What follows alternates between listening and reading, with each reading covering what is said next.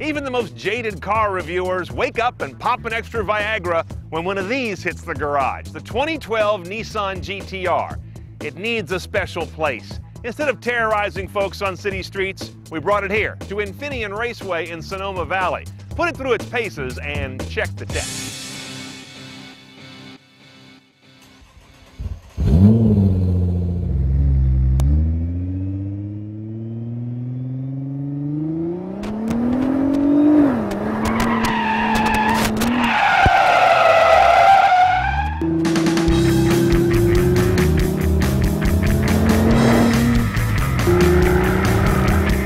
Last time I drove a GT-R, its abilities were almost unbelievable, its ride almost unlivable, and its price almost doable. The new version has had work done on all three.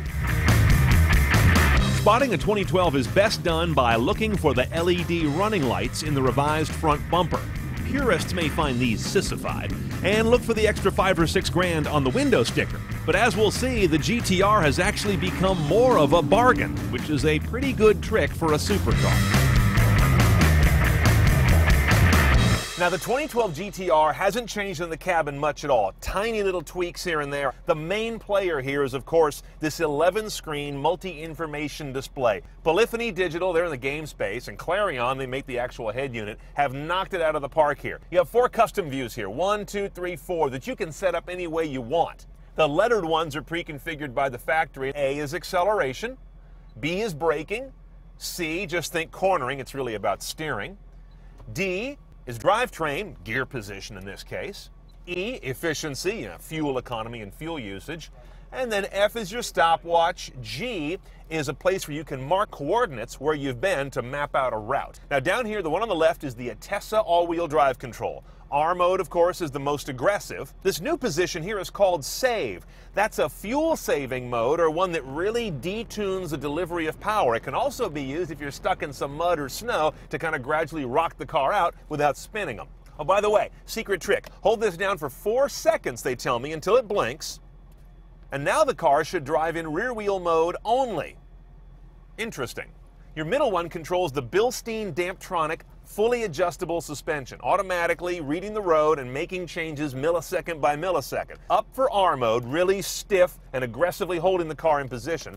Middle is the down, normal mode. This is new, comfort mode. I think they heard my last review and they built this in. They actually heard this gripe from lots of folks. Without a comfort mode before this 2012, this car was unusable in everyday driving. And the far right's your stability and traction control. In the middle is normal. If you hold it up, you get R mode. It still does stability control, but it's going to wait until you're in trouble to kick it in. And then if you go down and hold, you can turn that off. Okay, now if all this stuff doesn't keep you busy enough, there is an entertainment system. AM, FM, your satellite choice is XM, Bluetooth streaming audio, and Bluetooth hands-free is standard. All this comes out of a Bose audio system, including a 9-speaker rig that has dual subs right between the rear seats. Okay, the shifter right here for the one choice only, automated manual transmission. It's a 6-speed DCT. You've got automatic or manual. It's a toggle switch, basically. Now, most of your shifting will actually be done up here on the thank you properly placed paddles. Look, I'm moving the wheel, and I'm not moving the paddles. And they're nice wide ears, so no matter where you are, if you know how to handle a wheel right,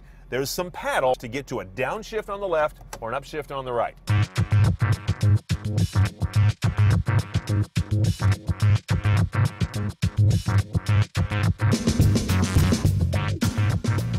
The biggest single area of change on the 2012 GT-R is under the hood. The engine is really dramatically more powerful. It's still a 3.8-liter V6 with twin turbos, but they've massaged and emphasized lots of things to get it up to 530 horsepower, up from 485. And by the way, that 530 is considered to be kind of a low whisper number for what, the insurance companies, I guess? Torque on this guy is 448 foot-pounds, ample for a car of about 3,800 pounds curb weight. 0 to 60 under 3 seconds with the launch control, which we'll sample later. Yet, it's an ultra-low emissions vehicle that gets 1623 mpg. 4 major changes made this engine so much better than the outgoing one. First of all, they've got better breathing intake apparatus, bigger bores going into the cylinders. Secondly, they've changed engine timing. They've increased the boost on the turbos up to about 13 psi. And finally, they record the exhaust system to get it breathing better. It's more free flow. A GT-R has an exotic layout. Engine in the front, But the DCT gearbox, transfer case to manage all-wheel drive distribution, and of course the rear differential all sit in the back. Weight balance is an unusually lopsided 53-47, but it still gets around a corner okay.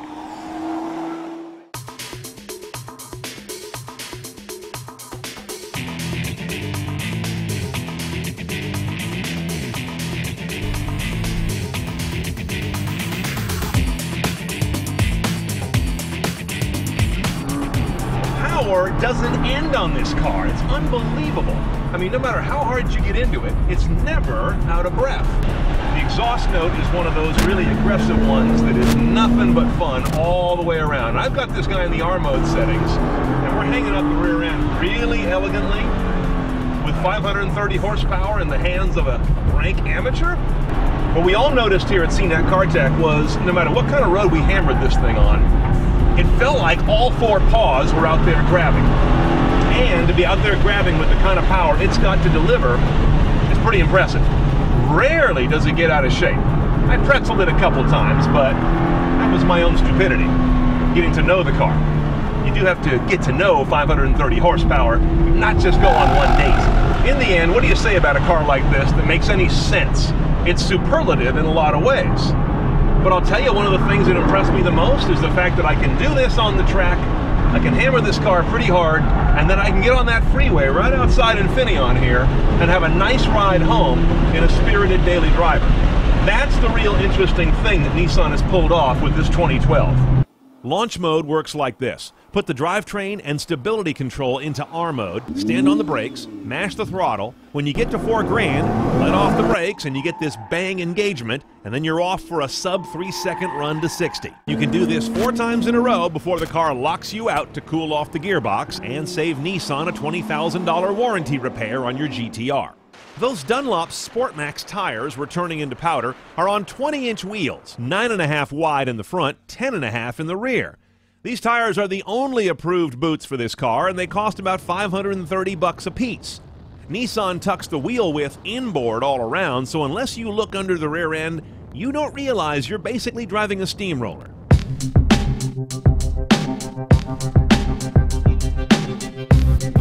Okay, let's price the car of your dreams. $91,000 is base for a 2012 GT-R Premium, and that includes almost everything. 3 options on the list caught my eye. 1 tech, 2 weird. The tech one is $600 for that backup camera. I think I would do that. But the weird ones include $300 for a chrome jack and $46 for a seatbelt extender in case you're a big fat guy. Go figure. Coming to you from Infineon Raceway in Sonoma Valley, I'm Brian Cooley for CNET Car Tech. Hi, I'm Molly Wood, host of The Buzz Report, the show about the tech news that everybody's talking about. See it every Friday in high def at cnet.com/buzzreport.